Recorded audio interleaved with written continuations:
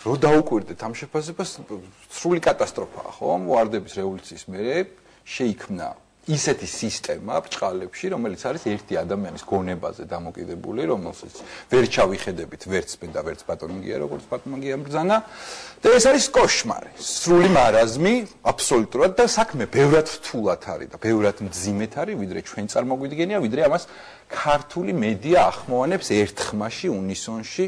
ყველანაირი ასე ვთქვათ ტექსტი მძიმეების და ტირეების სხვაობაც კი არ არის ნაციონალური არხების მიერ გაშუქებულ ნებისმიერ პოლიტიკურ აქტივობაში, პრეზიდენტის პოლიტიკურ აქტივობაში. ბუნებრივია, იმიტომ რომ მე მახსოვს ეკა თქვენ დამიძახეთ შარშან ზუსტად ამ თემაზე პრეზიდენტის გამოსვლაზე და დაახლოებით მაშინ თქვი პირველად ეს სიტყვა ბრეჟნევი გამახსენდა მეთქი, მაშინ ძალიან პომპეზური იყო და ეფექტური წელს შეიკავა ამისგან პრეზიდენტმა თავი და მთელი სახელმწიფო არის დამოკიდებული ადამიანის გადაწყვეტილებაზე. ანუ ადამიანი, პრეზიდენტი სააკაშვილი არის მომხმარებელი მთელი ამ სისტემის.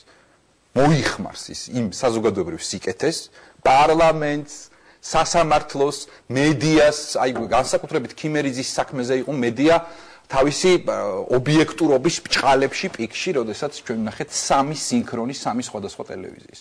ეს იყო სრული მარაზმი და სრული კატასტროფა. საქმე ძალიან მძიმედ არის სახელმწიფოში, მართლა. ძალიან ცუდად არის. მთელი საქართველო შეყურებს, რას გადაწყვეტს პრეზიდენტი სააკაშვილი. როგორ მოიქცევა პრეზიდენტი სააკაშვილი.